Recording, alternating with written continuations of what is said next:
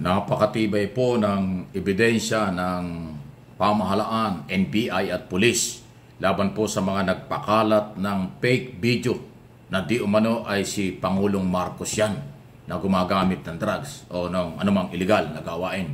So yan po ay sinasabi na ng NBI Director na si Santiago. Mabigat ang ebidensya at kanilang iisa-isahin ang lahat ng taong gumawa nito at nagpakalat nito mananagot sa batas. Matapos po na lumabas itong kailang findings. Pakinggan natin itong PTV4 na aking pinaglilingkuran din kung saan mayroon akong programa dyan araw-araw na aking mga kasamahan. Lehitimong media. Nagpalabas po nitong balitang ito.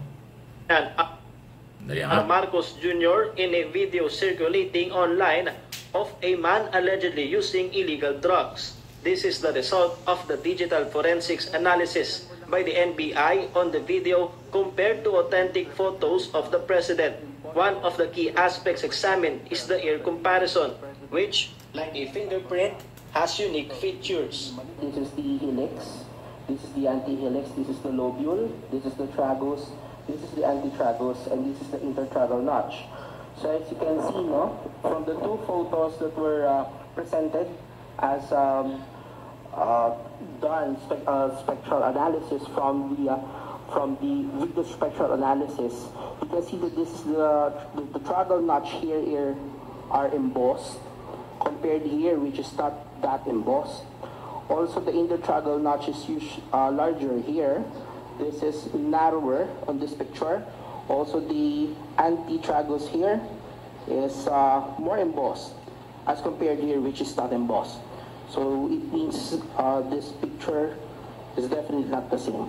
In a separate analysis by the PNP Anti-Cybercrime Group, it was found that the video was altered using artificial intelligence or AI tools to make it look more like the president. According to the ACG, they have identified individuals behind the spread of the video.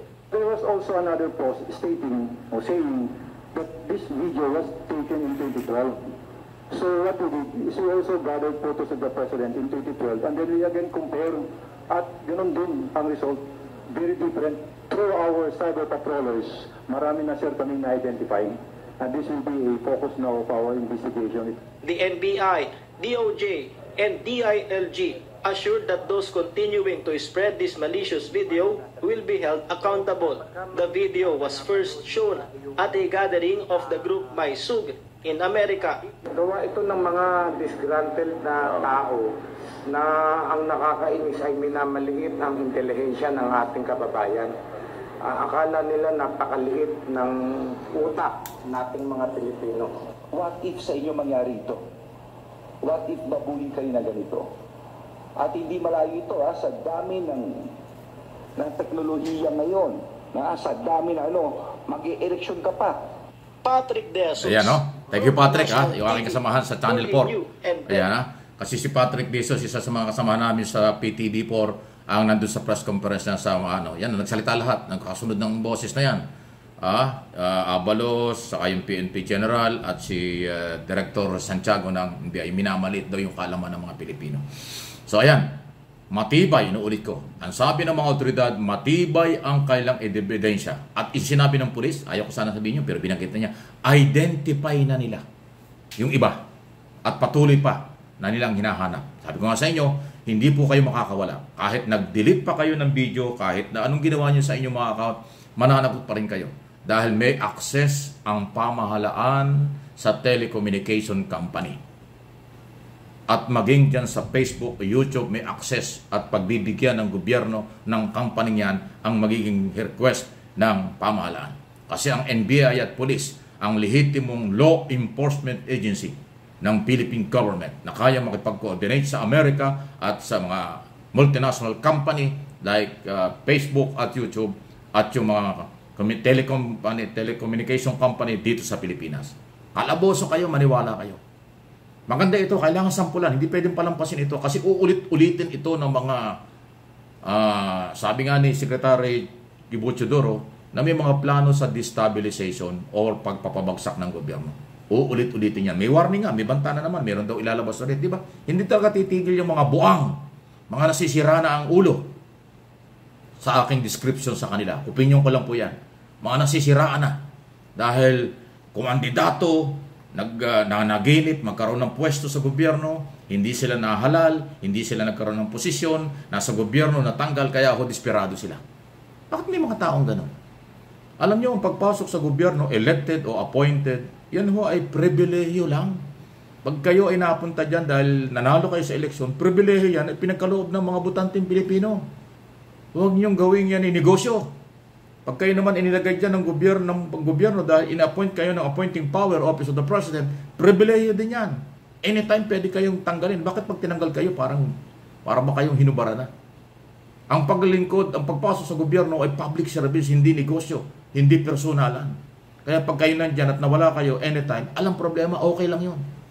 Ako, ganun din. Ako, temporary din akong nasa sa gobyerno dahil nandyan ako sa PTB4 bilang talent. Ako, tatanggapin ko ng maluwag na mawala ako dyan bigla or umalis ako dyan bigla. Di ba? Kung gusto kong umalis, pwede na akong umalis anytime. Kung aalisin nila ako, okay lang. Naintindihan ko yun. Kasi ang aking paniniwala, pag pumasok ka sa gobyerno, pribilehiyo. Panghawakan mo yun. Pansamantala lang yung pinagkalooban ka, pasalamatan mo, hindi yan habang buhay.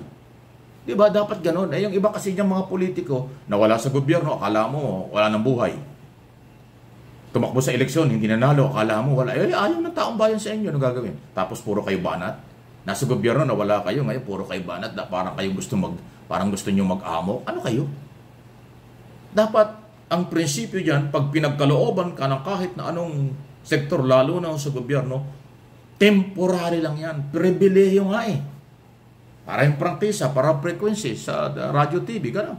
Hindi yung pag nawala kayo, parang maglulupasay na kayo, kinawawa na kayo. Karapatan pamamahayag, karapatan for People's Assembly, nawala na sa inyo. Kalokohan yun. Huwag niyong linlangin ang mga tao. Kakaunti na niniwala sa inyo. Majority ng Pilipino matino, nakakaintindi ng rule of law. Nakakaintindi ng sitwasyon. Yung mga ganid sa kapangyarihan, sakim sa kapangyarihan, or atat sa kapangyarihan, nawala ng kapangyarihan, kayo-kayo lang yun eh. Kakaunti yun. Kasi hindi nyo tinatanggap yung pribilehiyo, yung pansamantala lang, yung pinagkalooban lang kayo, pansamantala. Dapat ganun. Bahala na nga kayo sa buhay nyo. So ayan ha, hindi kayo makaka-relax ngayon. Hahanapin kayo ng batas, ang lahat ng nasa likod. Sabi ng PNP, identify na nila, marami na daw, at parami pa ng paramihan. Malalim po ang iimbestigahan dahil presidente ang sinisira nyo. Presidente ang sinira nyo. Gobyernong Pilipinas ang sinira nyo. Mamamayang Pilipino ang sinisira nyo. Dahil inuulit ko, pag sinisira nyo ng personal ang Pangulo, ang damage niya na sinisira nyo, Philippine government, mamamayang Pilipino, peoples of the Philippines, ang magiging complainant nyo sa inyong mga pinagagawa. Kung hindi nyo alam yan, bahala kayo. Hindi kayo pinapalalahanan ng mga abogadong, sabagay, mga abogado, pasaway din eh, nakasama nila.